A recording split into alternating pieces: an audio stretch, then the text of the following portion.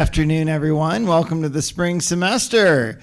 I know this is not our normal seminar science speaker series time, but this was an opportunity too good to pass up. Several years ago, when I was first starting as a professor here at Embry-Riddle, I was contacted ahead of time and told that I was going to have 2 capstone students my first year. I had never met them. I didn't know anything about their skills. I did not even know their names.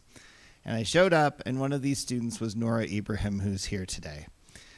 Noura exceeded all expectations. She learned Python, which I thought she would know, and she had no experience at the time, and proceeded to do amazing work with me for over 2 semesters. And her coding and expertise that we had, I think, landed her on about 3 or 4 different refereed papers over the years. During her senior year working with me, she was applying for graduate school, and this was all in the spring of 2020 when there were some other things going on in the world. She had an offer to go and do a master's program at Appalachian State, and right when she was getting ready to hit yes, I'll accept this because I don't have another option, she got an email at almost midnight on April 14th, the deadline's always the 15th, to go to a PhD program at the University of Michigan. Noura went to the University of Michigan, and she started working with my close colleague and friend, John Monnier, and Noura has excelled in what she's been doing, helping to get a new instrument commissioned on interferometric array, building imaging routines to do the highest angular resolution images of protostar disks that have ever been done, and she is going to be defending her dissertation this spring. And she has a job lined up, which hopefully she'll tell us all about as well. But it is an absolute pleasure to have her back in our department to tell us about what she's been doing as a graduate student as she gets ready to defend her dissertation. And so it is an absolute pleasure. Let's give her a nice welcome back. She was one of the first employees here in the planetarium. Let's give a warm Embry-Riddle welcome back to Proto-Doctor Noura Ibrahim. Thank you so much. All right, well, good afternoon, everybody. Thank you so much for having me. It's such an honor to be able to come here to give this dissertation talk and tell you what I've been working on for the past 5.5 years. So the title of my talk is A Peer Imaging Survey of the Inner Astronomical Unit of Young Stellar Objects Using Long Baseline Infrared Interferometry. All right, so just before I get started with research, I just want to say thank you. It's such an honor, like a full circle moment to be able to come back here. So yeah, as Noel said, I worked with him on Eta Carina, which I'm sure some of you are still working on that. I was one of the first planetarium people to be hired. This was actually our very first night when we launched to the public, which was really fun in 2017. And then I didn't get a proper graduation since it was 2020, but I did get a slide. That was kind of fun. And I had my cute little shout out to the planetarium. So I didn't think I would be back here, but here I am, and I'm very happy to be. All right, well, let's get into science. So I will be talking to you about young stellar objects. And to understand young stellar objects, we need to talk about star and planet formation. So how does that work? Well, you have something called a molecular cloud, which is that big one you see up there. It's a big cloud of dust and gas. And this cloud has some inhomogeneity in it, right? So it has some areas that are more dense than others. And because of that, the cloud will end up collapsing on its own gravity. And then due to angular momentum conservation, you end up getting this flattened disk. And in the flattened disk, you have material that is flowing along the disk, and it goes onto the star and it accretes. And then you have the star formation happening, and also planets will still form in the disk as the star is forming as well. So this process happens at the same time. And then after several hundred thousands or millions of years, this disk ends up dissipating, and you end up with a stellar system, just like our solar system. So what I'm most interested in is looking at this disk phase up here, where the planet formation and star formation is happening. Okay, perfect. So studies of young stellar objects have been, many of them, And most people look at them in sub-millimeter or scattered light, such as you have sphere or GPI from VLTI, or even ALMA, which look at the midplanes of the disks, which are on this side. So you have these objects which are, the scale here is like hundreds of AUs. But you're seeing a lot of diversity in these objects. So you're seeing spirals, like spiral arms, gaps, rings, vortices, and all of this diversity could be indicating active planet formation that is happening, that if we can study, it could lead us to understand how do planets form around different kinds of stars. But since this scale is so large, the differences that we're seeing are not on human timescales. So what we want to do is really zoom in on the inner AU of these objects to see what's going on right when the dust meets the star. So I'll be talking about two kinds of YSOs in this talk. We have the T Tauri stars on this side, so they're the lower mass stars. We call them solar analogs. So they can tell us about the formation of our sun, for example. And then as you go into more and more massive stars, you have intermediate to high mass. We call these the Herbig Ae BE stars, and they can be our proxy to understanding massive star formation. And then when you have this large range of mass across a star, you have different physics happening. So on the lower mass side, for example, you have these stars that are faint, but they're frequent. We found a lot of them. And you have magnetospheric accretion, for example, when the dust flows along the magnetic lines and hits the star. You have giant planet formation that we found around this 1 AU area. And you have magnetic fields, as I mentioned. And then as the star gets more and more massive and it gets really, really hot, you have photoionizing flux, which means that the light from the star will hit the disk, it will photoionize, and the disk will dissipate so much faster than the lower mass counterparts.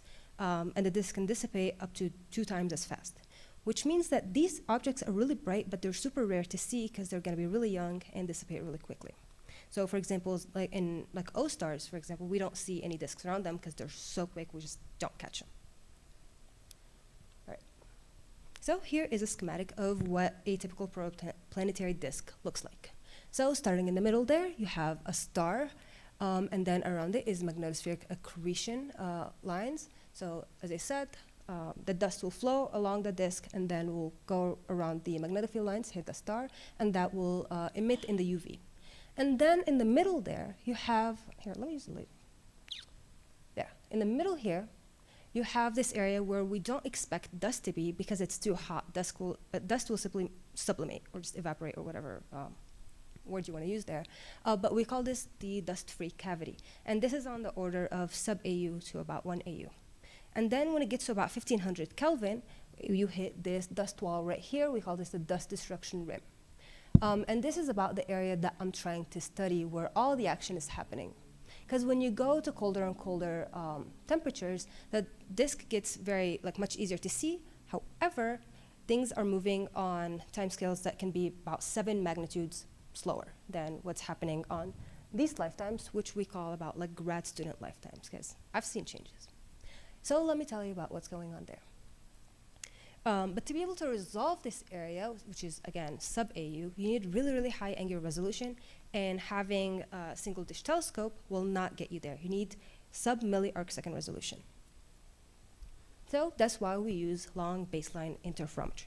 So the main facility that I use is right here. This is the CHARA array, the Center for High Angular Resolution Astronomy. So we have 6 1-meter telescopes. There's 2 there, 2 here, 2 here, and they're arranged in this Y formation. And then the longest baseline, so the longest distance between 2 telescopes is 331 meters. So that's the equivalent to 1 huge 331-meter telescope. So it has really high resolving power. And it gets down to about here 0.38 or 0.67, depending on which wavelength you're observing in. So we're hitting these sub-milli-arcsecond resolutions. So we're able to resolve the areas that we need to resolve. And then I use 2 instruments. So we have MERC-X, which is the Michigan Infrared Combiner. And then the X comes from our collaboration with Exeter. And it operates in H-band. And then, as Noel mentioned, we commissioned MYSTIC in 2021. And MYSTIC stands for the Michigan Young Star Imager at CHARA. So during summer, which was the summer after my first year, I got to go up to CHARA and work on the commissioning of this instrument and see it work for the first time. And this was specifically made to be in K-band, so it can look at these really faint red T Tauri stars that were not available for us to see before. And then I'll just show you some pictures from when we commissioned it. So that first one right here, that's me and my advisor. That was the first time we saw the fringes in the lab, and then first time we saw fringes on the sky. So it's really fun for us to see. Let me go back for 1 second to mention VLTI. So they also are an infrared interferometer, but they only have 4 telescopes, and they have shorter baselines. And shorter baselines means they can't resolve things as much as CHARA. But I've used data from them, so I just want to include them as well. All right. Okay, so how does interferometry work? Well, it all depends on the Van Sitter-Zernike theorem. This might look scary, but I'll walk you through it. Let me go all the way over here.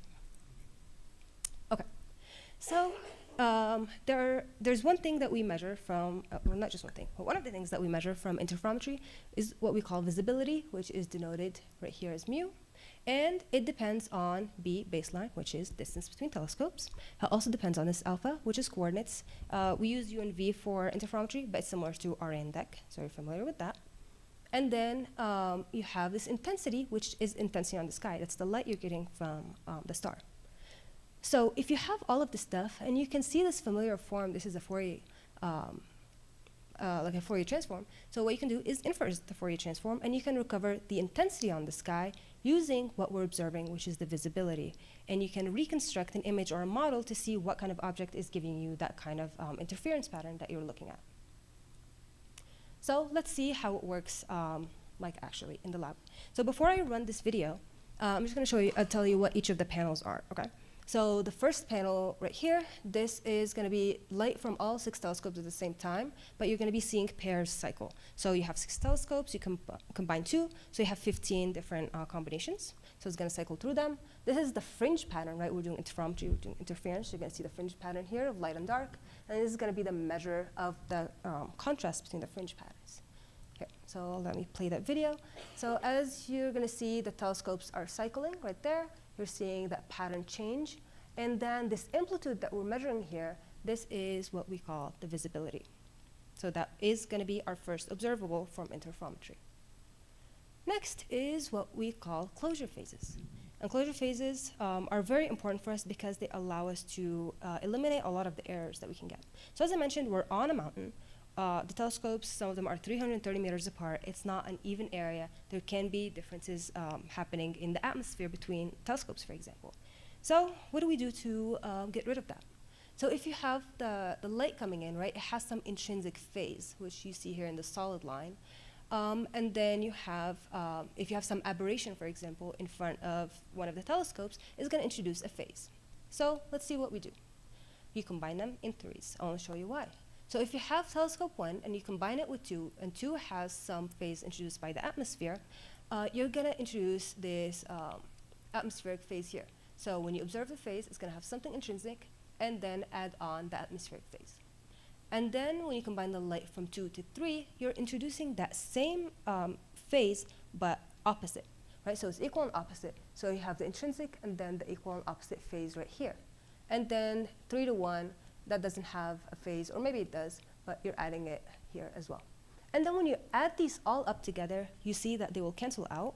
So when you do a closure triangle like that, you end up recovering what the intrinsic phase of the light looks like. And then something to know about closure phases is that they're measured in degrees, 0 to 180. If you have 0 or 180, it means you're looking at a really symmetrical object. And if it deviates from that, you are going to be expecting to see some asymmetry in the disk that you're looking at. All right, so let's see in theory what a disk would look like if you're looking at your visibility curve. So on the y-axis here, we have visibility going from 1, meaning you have an unresolved point source, and then to 0, and you have the baseline. And as the baseline gets longer, you're resolving more and more of the star. So here on the shorter baselines, with this drop-off, it can tell you about the larger information about, spatially larger information about the disk. So it tells you about the diameter, for example. It can tell you about the inclination. And as you go into more longer baselines, you can see that it can tell you about some of the smaller angular resolution that you're resolving. So you can have a bounce, for example, if you expect to see a cavity in the disk. And depending on how sharp that bounces, you can tell it, or how high the bounce is, you can tell how sharp versus how soft the inner rim is. So this is what we have here. So I'll just mention that VLTI kind of covers this area right here, and then CHARA completes it. Okay, so let's get into some science. So we have a collaboration with the University of Exeter looking at a bunch of Herbig stars. So these, again, are the more massive, more bright ones. They're easier to do, right? So this is just a sample of what we've done so far. I just wanted to show you because you can see all the different spectral types, and we've done a large survey. It's still ongoing, actually. I'm not going to focus too much on this because I'm just going to focus on these two objects, which is what I wrote my first and second paper about, and I'll get a lot into these. I just wanted to show you just a sample of what we have. So you have H-band on top, so this is Merc-X data, and then MYSTIC on the bottoms in K-band. And MYSTIC and Merc-X observe simultaneously, which means that you're getting these simultaneous multi-wavelength observations, which is really great to see because you can see how nice these visibility curves are, and you can see a bounce in some of them actually, which means that you're expecting to see what's it called, an inner hole. And then we make images. So these are some images that we have made of the inner 1 AU of disks. And you can see some of them have cavities, you have asymmetries. These are the highest resolution images that you can see. And this is unpublished yet, by the way. So you're getting to see this for the first time. But one really exciting thing that we were able to see is the match between H and K band, because when you're doing image reconstruction, you're not doing direct imaging, right? You can introduce artifacts in the method that you're using, but seeing things match up like that means that we can be very confident that what we're seeing is real and not just an artifact. All right, so let me tell you about the first Herbig BE star that I worked on. So this is called V1295 Aquila, or HG190073. It's a really cool star, not in temperature, but in what it does.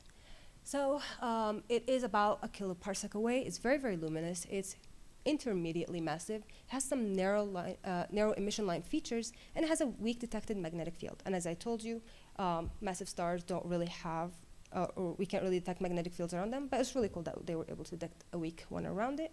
And it is an almost face-on disk, which is really cool because we can image it and make really cool models of it. So some history of it, and I'll walk you through what these plots are. So first you have what we call UV plots. So again, I told you UV is like RA and DEC. So the more you cover here is the better you're going to do with imaging, because this is kind of sampling the area on the sky. And this is a visibility curve. Here you see that drop off, and you see it flatten down here. I mean, you don't really see a bounce. You can if you squint, but when they fit it, they did not recover a bounce, and they fit the disk best as a Gaussian. So they don't recover the central cavity. It's just filled in. And I know this is published in 2018, but actually this data was taken over a period of 10 years. And it has multiple instruments here. These are all the instruments that were used. So it wasn't that really great of quality. So what they ended up doing, I wasn't there yet, in 2019, they updated the Merc-X instrument to be more sensitive and took data. And then when I came in 2020, I was able to work on it. So this is work from my first paper. So here again, you see the UV plot where you have data from VLTI, and then I have data from Merc-X up here. And then I have the visibility curve. And you can see a really nice bounce here in both of these as well. So this is epoch A and B. There's a month in between them, but it's the same star. And then here are the closure phases I mentioned. You see that they deviate from 0, which means that we are going to be expecting to see some asymmetry when we look at the images and models. So I started modeling. So I used this program called PMI Red, and immediately you see recovered cavity, and the chi-squared isn't too terrible. I know you guys are familiar with chi-squared, especially in modern lab.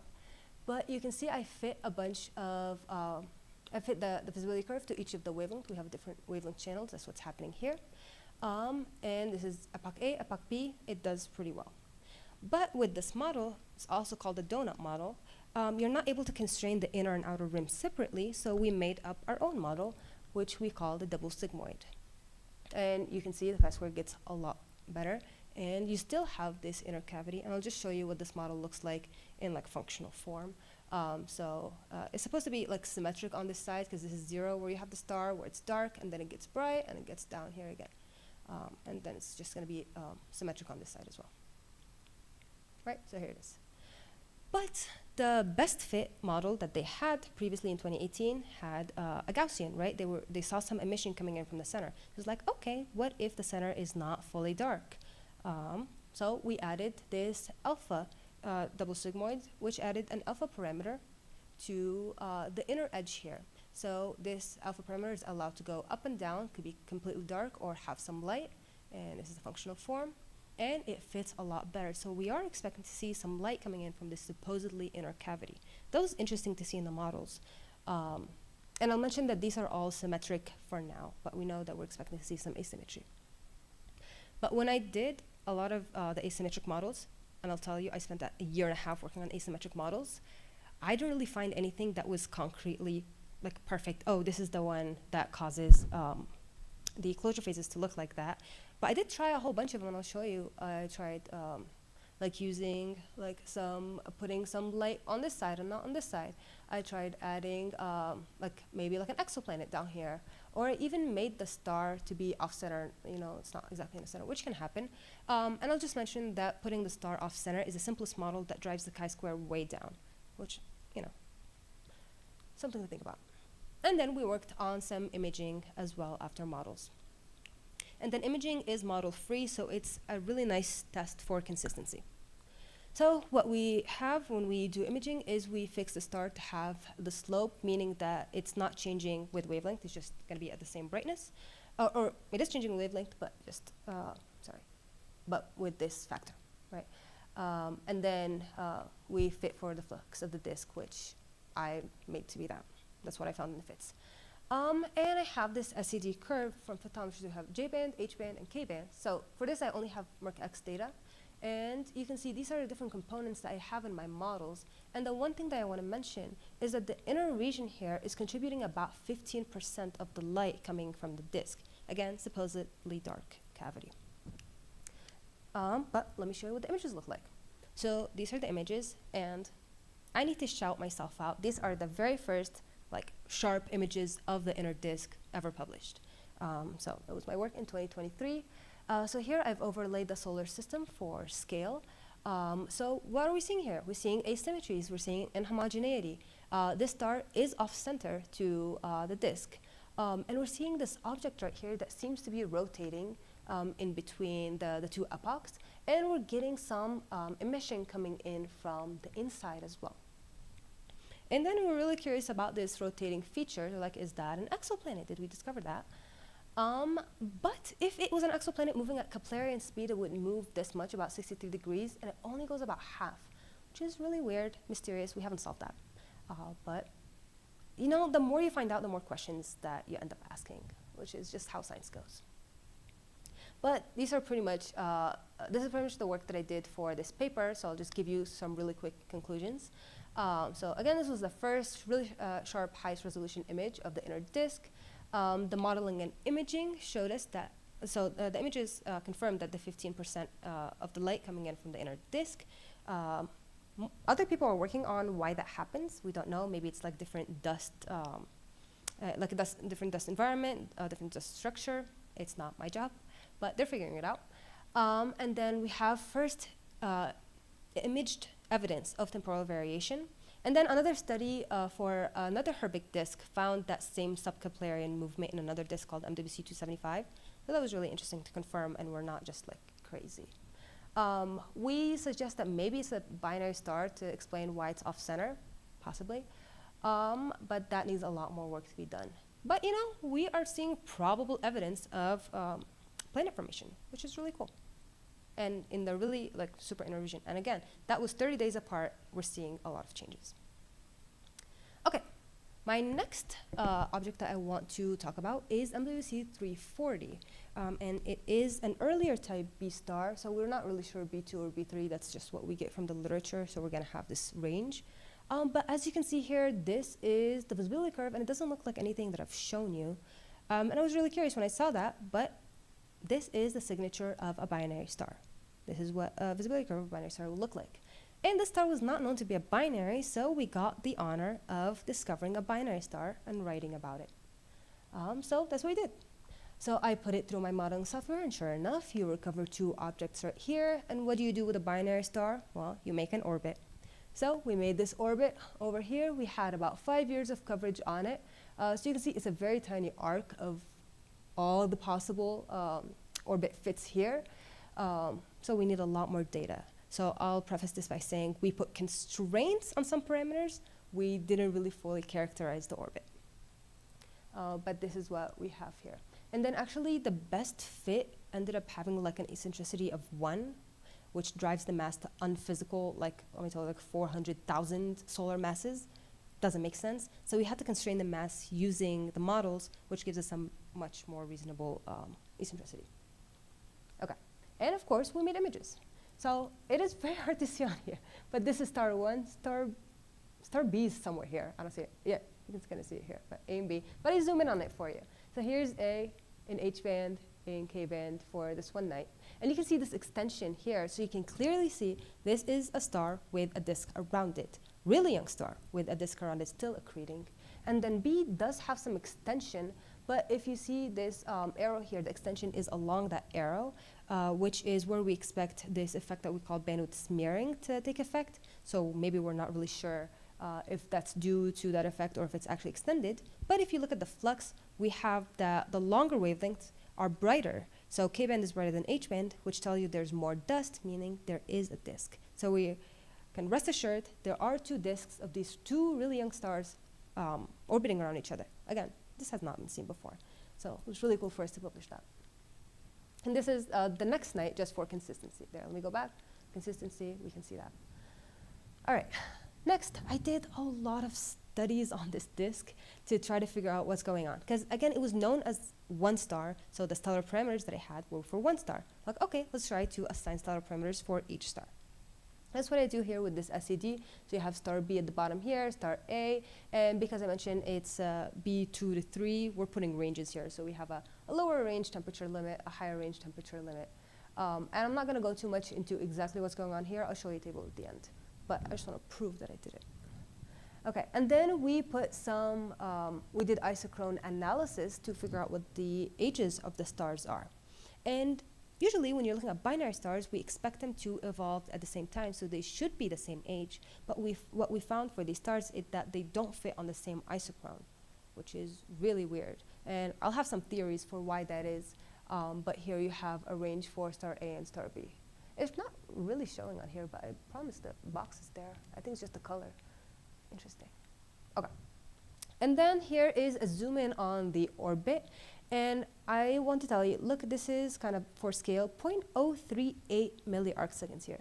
You can see how teeny tiny our error bars are for all of these orbit fits, which is why interferometry is such a powerful tool, because you can get to, resolve really, really precise things like this.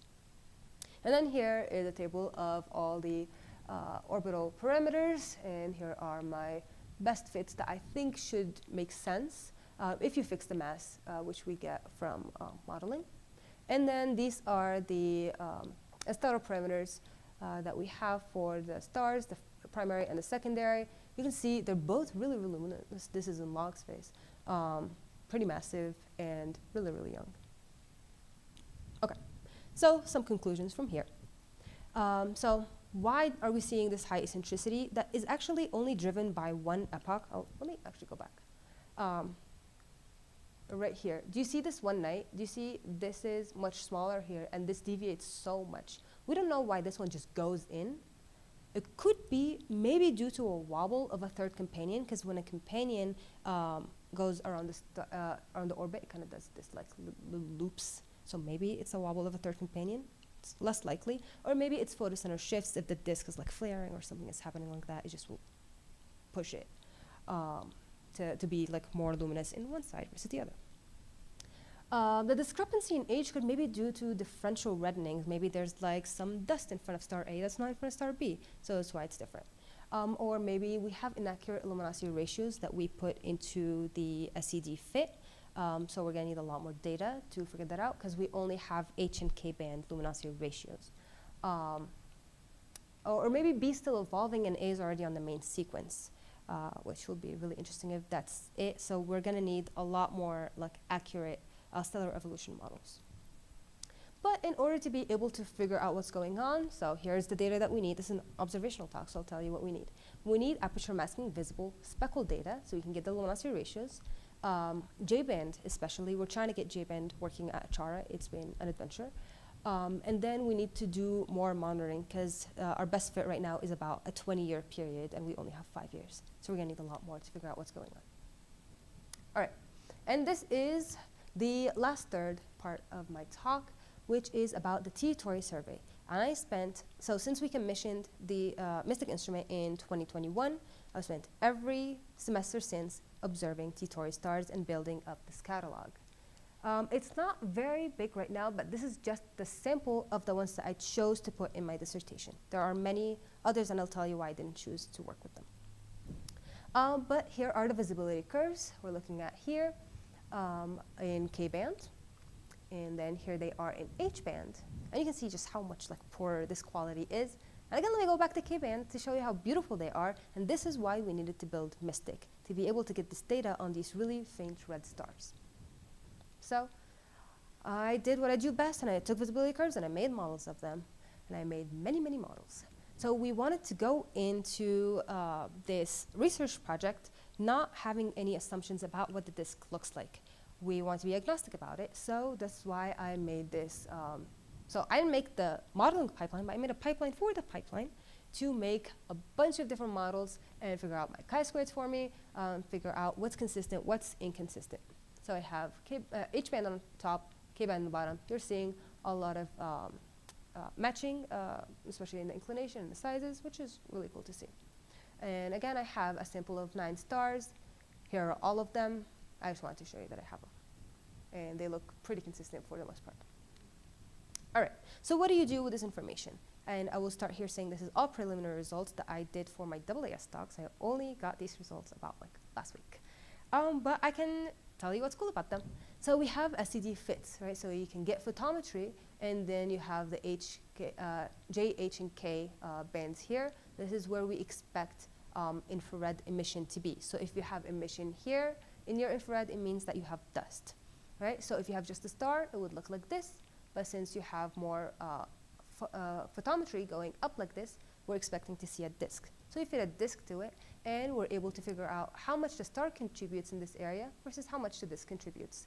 And getting this ratio, we can compare it to the ratio that we see in, from the models, and just a sanity check.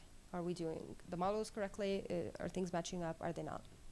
So did that for all of these objects. You can see this one fits, the star fits pretty perfectly around the photometry.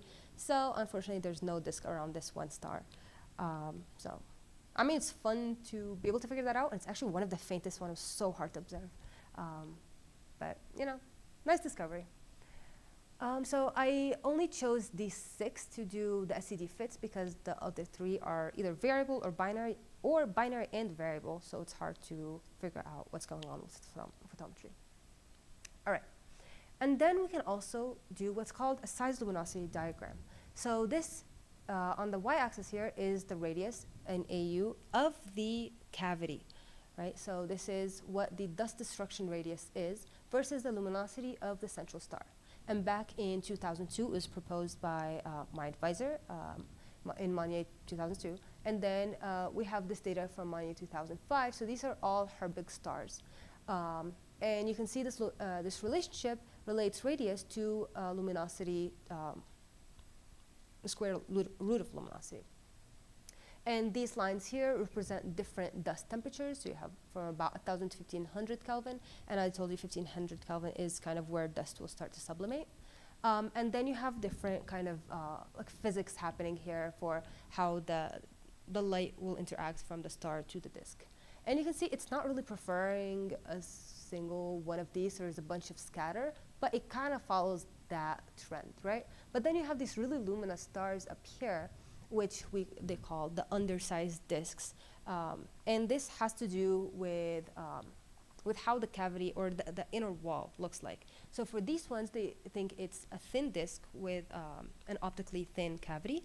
But up here, they think that the inner wall is puffed up a little bit and the cavity is more optically thick, which is why they look undersized.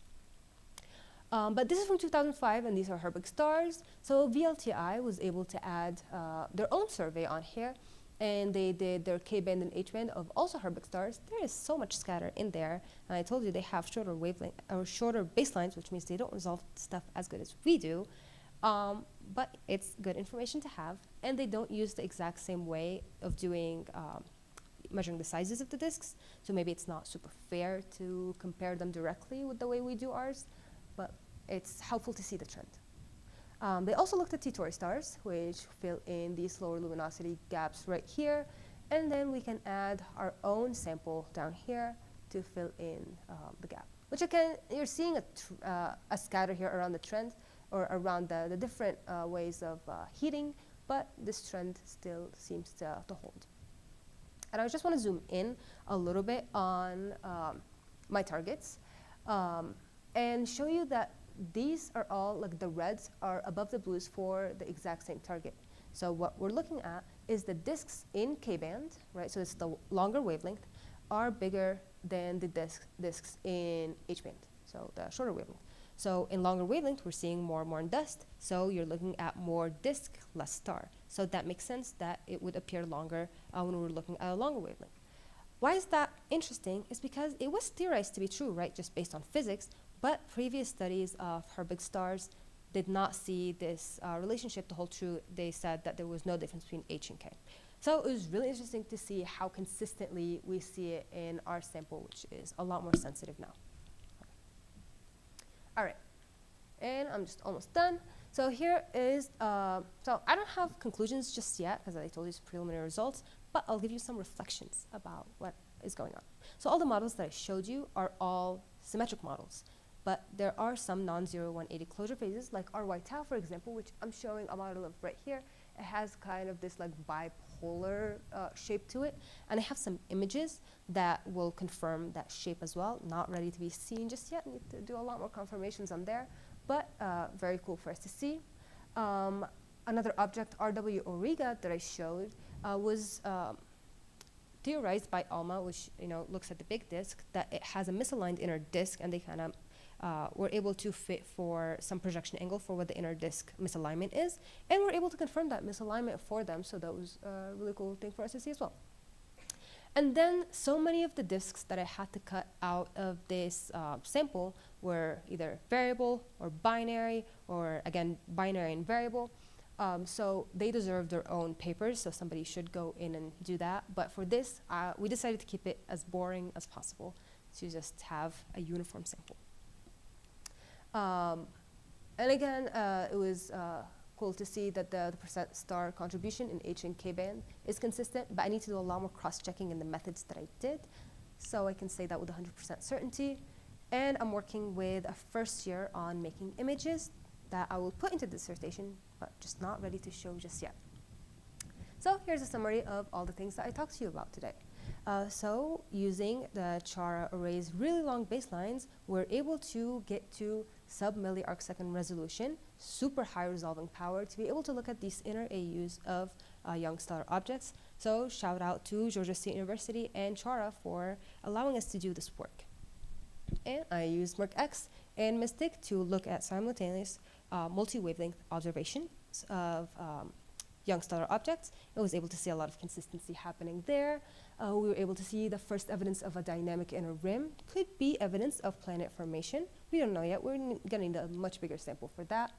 But just a note on that, it requires contemporaneous observations of this object, and especially if we're working with VLTI to fill in the shorter wavelengths, because if you combine data that are too far apart in time, you end up smearing this effect and seeing this change, which is why a lot of these things were not seen before. And then with MYSTIC, we were able to unlock the inner disk of T Tauri stars. But there are so many other T Tauri stars that are just beyond our sensitivity limit. So with upgrades that are going to be happening at CHARA and hopefully newer instruments, we'll be able to make a much bigger, more robust sample of young stellar objects. And then here I'll just end my talk. Thank you so much for listening, and let me know if you have questions.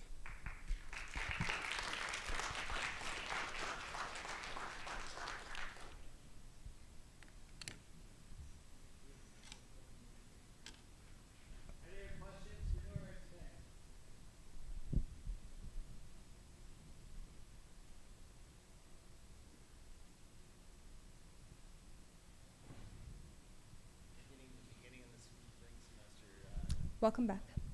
Yeah. Hi, Noura. Nice to see you again. Yeah, nice to see you. I had a can you conclude anything about your research that would go against any known paradigms of planet formation? Is there anything Yeah, super so surprising or? yeah, so the surprising things that we saw was in that very first paper, right? And then we're continuing to see them more and more, which keeps challenging, like, people who would think that what we saw is just artifacts or not real, just because we have two epochs, for example. So, like this sub-Keplerian movement, right? That was not known. The inner emission, because again, that cavity is supposed to be dark. It's too hot for dust to survive there. So now people are theorizing maybe there is like a species of dust that is a little bit transparent that can hold on to, or not hold on, can release a little bit more of that heat to be able to stay in there. Or maybe there's like dust diffusion or something where like the inner rim isn't super sharp and it's kind of like smooth and it goes in, or something like that. So yeah, it does raise a lot of questions. With the T Tauri stars that we're looking at, a lot of these disks that we're seeing are really sharp and a lot smaller than they were thought to be using the VLTI's resolution, because they just don't resolve them as well as we do. So it's going to be nice to kind of like, challenge them on that. Yeah. Okay, thanks.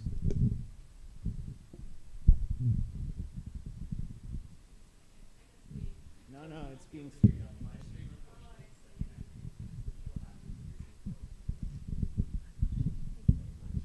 Hi, Noura, great talk.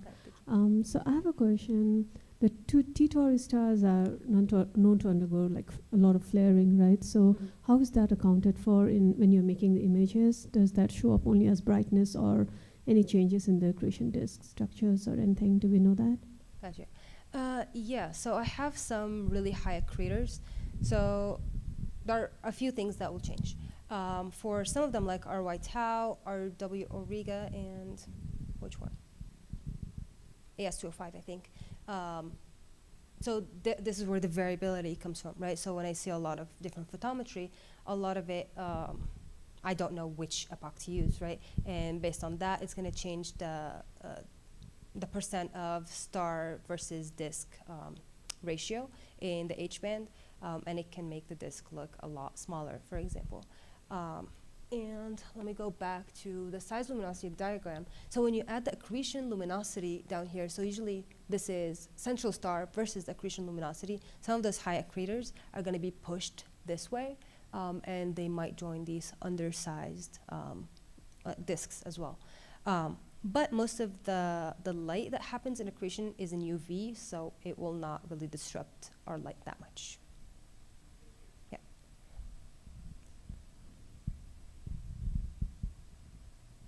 Let's give Noura one more round of applause. Thank you for coming back. Thank you so much for having me. I don't know what the whole speaker series is going to be this semester. That you can talk to Dr. Pradhan, Dr. Bailey for. But I do know that tonight we do have one more visitor. Ashley Elliott is back as well. She also finished around the same time and is finishing her PhD at Louisiana State. She's giving a public talk. So for those of you in physics and astronomy that might want to go to that, I encourage you to talk to Eric and Susie about tickets so that you can get in. But I would like to welcome both these wonderful people back, and they are highlighting how great our alumni are doing when they go off in their careers. And I certainly think that all of us as faculty are proud of them on the whole. So thank you all for coming. Have a great day. Good luck with the spring semester.